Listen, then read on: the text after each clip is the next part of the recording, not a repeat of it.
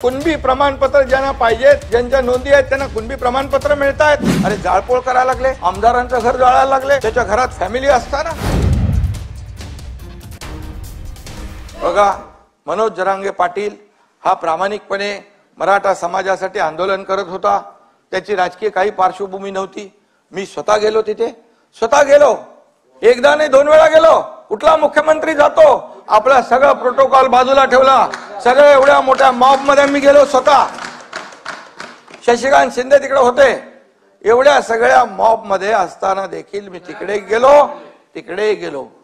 आणि हे गेल्यानंतर आज ज्या वेळेस मनोज जरांगे पाटील यांच्याशी आम्हाला काही त्यांचं देणं घेणं नाही, परंतु ज्या पद्धतीने सरकारने केलेलं काम मराठा समाजासाठी ते ऍक्सेप्ट करायच्या ऐवजी सरकारवर टीका करणं, त्याचबरोबर मला देखील मुख्यमंत्री म्हणून मला देखील माझी पण सगळे काय काढायची ती काढली, उपमुख्यमंत्री सगळे मंत्री।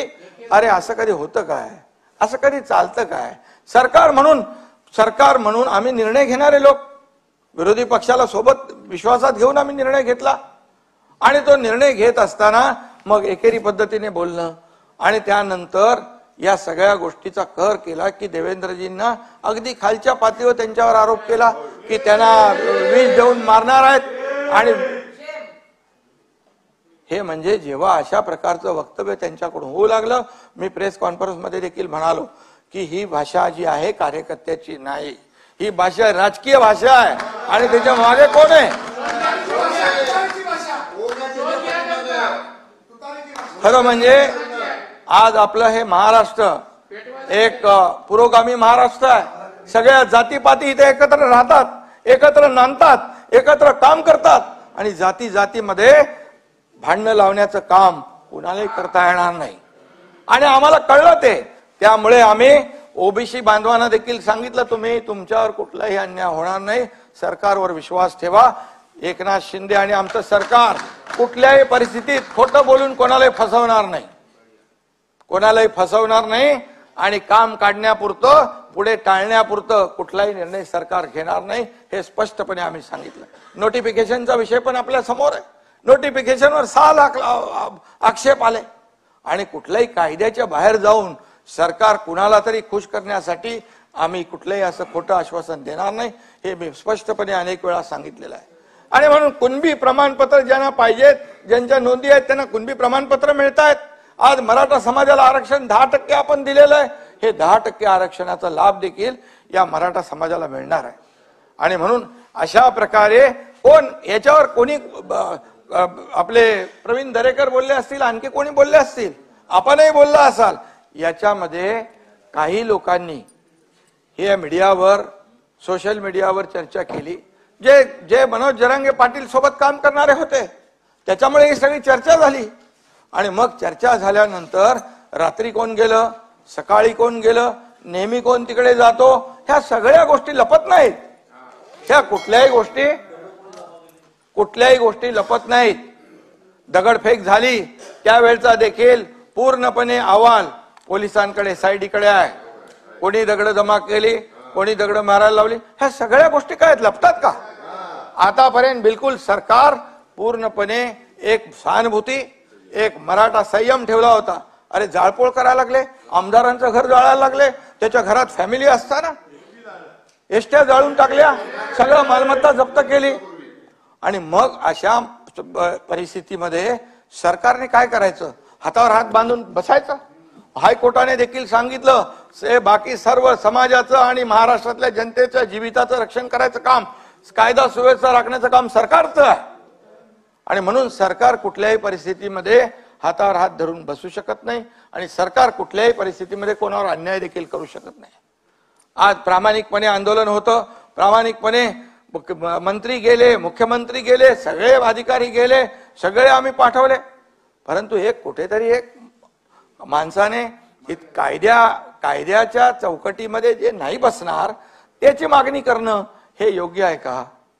आणि म्हणून ज्या गोष्टी बाहेर येत आहेत आणि देवेंद्रजींना हे करणं, आता कोणीतरी म्हणालं, अंबादास तुम्ही म्हणालात की मुख्यमंत्र्यांच्या बद्दल ते बोलत नाहीत, ह्यांच्याबद्दल बोलतायत। म्हणजे आमच्यामध्ये काही दुफाळी होणार नाही, कारण माझ्याबद्दल पण बोललेला आहे तो, आणि जरी नसेल बोलला तरी सुद्धा सरकार म्हणून आमची कलेक्टिव्ह जिम्मेदारी आहे, कलेक्टिव्ह जबाबदारी आहे. त्यामुळे अशा प्रकारचं हे देखील मनोज जरांगे पाटील यांच्या तोंडून जे येतंय, मग का नाही बोलणार हे लोक की मग ही भाषा कुणाची आहे, हे सगळं स्ट्रॅटेजी कुणाची आहे की एकावर आरोप करायचं, दुसऱ्याला सेफ ठेवायचं. पण आमच्या सरकारमध्ये कुठलाही निर्णय, मी घेतलेले प्रत्येक निर्णय दोन्ही DCM आमचे संबंधित मंत्री यांच्याशी चर्चा करूनच शेवटी हा राज्याचा एक संवेदनशील विषय आहे.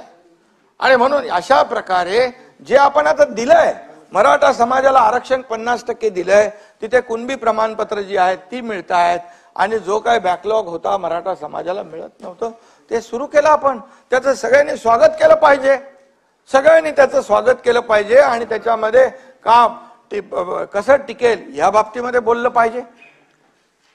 आणि म्हणून मला वाटतं की याच्यामध्ये जे काही यांनी मुद्दे उपस्थित केलेले आहेत कोणी, आणि कायदा सगळ्यांना समान असावा, मी प्रेस कॉन्फरन्स मध्ये पण बोललो, कायद्यापेक्षा कोणी मोठा नाही, मुख्यमंत्री असला तरी तो सुद्धा नाही, कायदा त्यांनी पाळला पाहिजे. आणि म्हणून कायदा आपण या सार्वभौम या सभागृहामध्ये कायदे पारित करतो, या कायद्याचं उल्लंघन कोणालाच करता येणार नाही. जयंतराव, सगळ्यांनी कायदा पाळला पाहिजे, आणि म्हणून कायद्यापेक्षा कोणी मोठा नाही. काय भाषा, काय हे करून टाका, ते करून टाका, हे झालं पाहिजे, ते झालं पाहिजे, हे बंद करा, हे गाव बंद करा, असं कधी झालं होतं आपल्याकडे? असं कधी झालं होतं आपल्याकडे? असं कधीच झालं नव्हतं. आणि म्हणून याच्यामध्ये बघा, आपल्याला मी सांगतो, हा आपला महाराष्ट्र आहे, आपली एक संस्कृती आहे, आपली परंपरा आहे, आणि या सगळ्या गोष्टी ज्या आहेत याच्यामध्ये कुणाला उतरवा, आणि काय काय भाषा, असं कसं काय होऊ शकतं? प्रत्येकाने आपली मर्यादा ओळखून बोललं पाहिजे. या देशाचे प्रधानमंत्री मोदी साहेबांनी जगात नाव केलं, आज आपल्याला त्याचा अभिमान असला पाहिजे. नाता भाऊ, जगभरामध्ये आम्ही जातो तर मोदीजींच्या नावाने, आपल्या देशाच्या नावाने सन्मानाने बोललं जातं, आदराने बोललं जातं. आज पूर्वी भारत बोलला की कोणी लक्ष देत नव्हतं, आज भारत बोलला की जग लक्ष देत आहे. याचं कारण जे संबंध जपलेले आहे, कोविडमध्ये असेल, इतर वेळा असेल, इतर जगाला देशांना मदत. तुम्ही म्हणा आता मोदीजींच्या बद्दल चांगलं बोलतो, चांगलं केलं तर चांगलं, बाळासाहेबांनी आम्हाला शिकवलंय, जे चांगलं आहे ते चांगलं बोला. अंबादास बरोबर आहे, ज्या चांगल्याला चांगलं बोला, आणि नाही ते खरं आहे. आणि म्हणून चांगल्याला चांगलं बोलण्याची सवय आमची आहे, ही शिकवण आमची आहे. वाईटाला वाईटाचं त्याला पण धडा शिकवायचं काम पण शिकवलेलं आहे. आणि म्हणून आज या देशाचे प्रधानमंत्री मोदी साहेब यांच्याबद्दल अशा प्रकारचे उद्गार काढणं हे शोभतं का? असं होऊ शकतं का? ही सरकारची जबाबदारी आहे. आणि म्हणून एका मर्यादेपर्यंत आपण टॉलरेट करू शकतो. एका मर्यादेच्या नंतर जेव्हा वाटलं या पाठवून यांच्या स्टेटमेंटला, बोलण्याला, भाषेला काहीतरी वेगळा राजकीय वास येतोय, त्यावेळेस मग मी पण बोललो की कायद्यापेक्षा कोणी मोठा नाही. कायदा हातात घेण्याचा अधिकार कोणालाही नाही, आणि कायदा कोणी हातात घेऊ शकत नाही. शेवटी मला मुख्यमंत्री म्हणून इतर सगळे समाज जे आहेत त्यांची जबाबदारी आपली आहे. उद्या शशिकांत शिंदेच्या गाड्या अडवल्या आणि फोडल्या तर चालेल? नाही चालणार. तुम्हाला तुमच्या मागे सरकार उभं राहील. तुमच्यावर जरी झालं तरी आज सरकार तुमच्या पाठीशी उभं राहील.